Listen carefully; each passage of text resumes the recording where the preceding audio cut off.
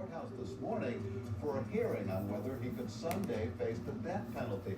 But before that could happen, Rizal somehow got loose from his handcuffs and bolted from the fourth floor of the courthouse. He made another surprising move, not only ditching his jumpsuit, but removing his handcuffs. One of the court deputies actually was able to grab his pants, but he was able to break that grab and continue out the door.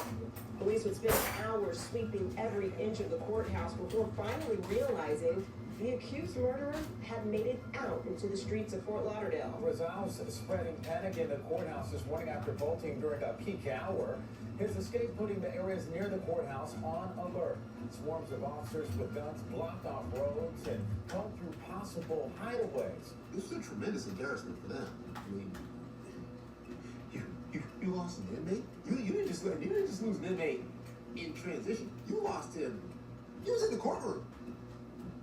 If you embarrass the sheriff's office, if you embarrass any entity of law, I mean, it's gonna be hell to pay.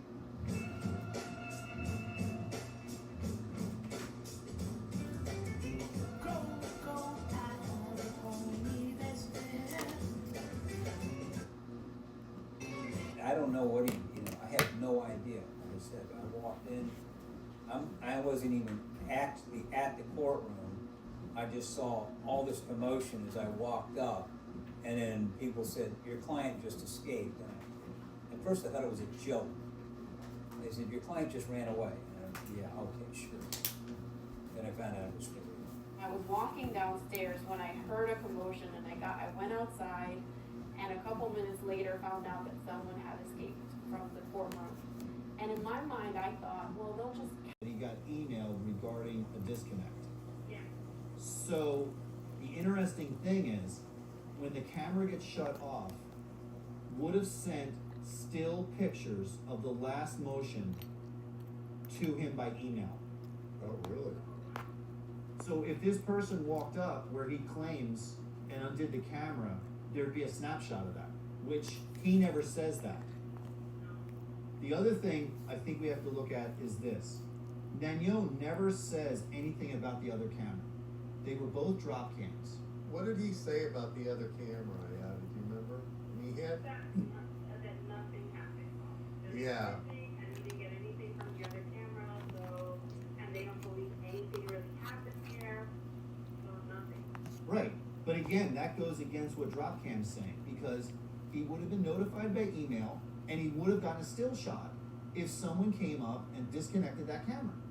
Which again is leading everything up to this whole camera thing and the death and him just checking is all fabricated.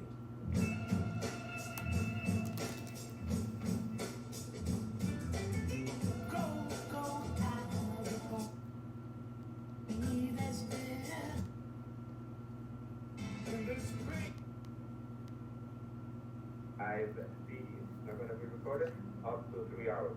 So Only a snapshot. It's not going to be the video, but only snapshots of what happened 3 hours ago. So, wait a minute. So, I want to, because I'm kind of confused.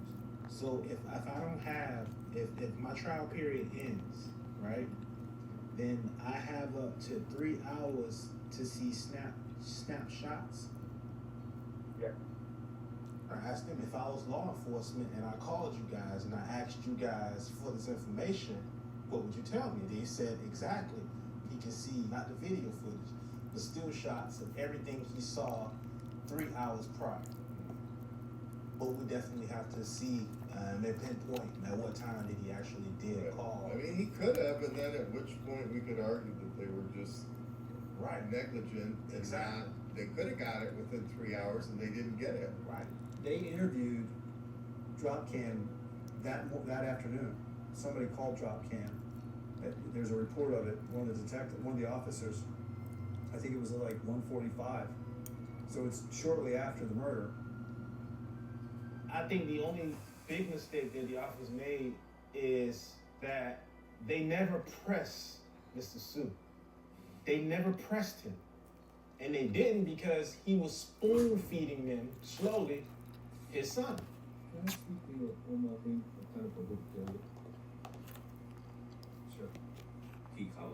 face. Okay, my son covered his face. And then next thing you know, he put a cow or something. That was why you That's where we are in. So I know that is the reason why initially I suspect this person I saw was maybe him because he's trying to put a plant. Why would you say that? Have you ever done that? I've thrown shit like over the camera. Have you ever put something around your face, messing No. around, and No, when I your haven't. mom saw it and said, "Oh, you're silly" or whatever? Sure about that? Yeah. Put something on my face. Cover up my face. You sure about that? Yeah. So, what did happen? Because the son says that never happened, dad says that happened, and that's how he believed that it was his son because that happened. But son says no, that conversation never happened.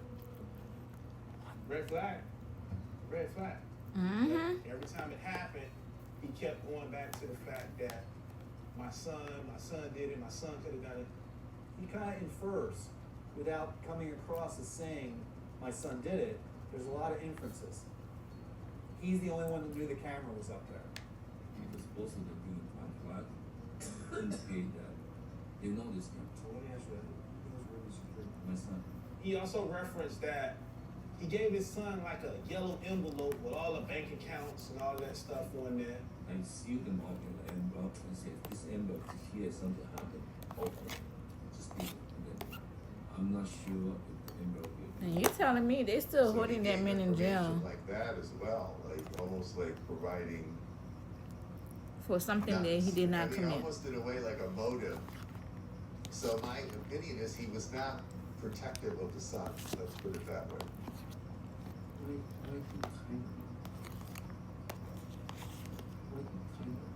It's his mom. He had a title. He made statements to the detectives, like I previously stated, that, you know, if he did this, you know, I can accept it. I would accept the truth that we did it, but before that, we need to make sure that everything is done fair.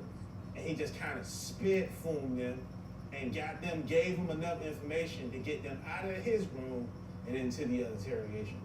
I mean, the theory could be, if Nanyo But you know, money. Like the truth is like right there. he might know there's not enough evidence to convict his son. There is There's enough evidence. To have There is. doubt for him that he didn't do it. I just find that strange that from A to B to C to D to E to F to G, everything is covered. Everything is fine. As far as me having a witness with me, coming back to the home at a certain time, calling in at a certain time, getting my son involved at a certain time. You know, listen, it could have all happened that way. But if it did, then it was perfect. It's all about money. It was perfect. And as I said The more before, money you have, that's the more you perfect can get away with interrogation. any crime you This commit. is kind of planned. Coincidence that he's there 9:30 to 11:30, and no burglary That's crazy. comes in at that time, and just they happen to come after he leaves.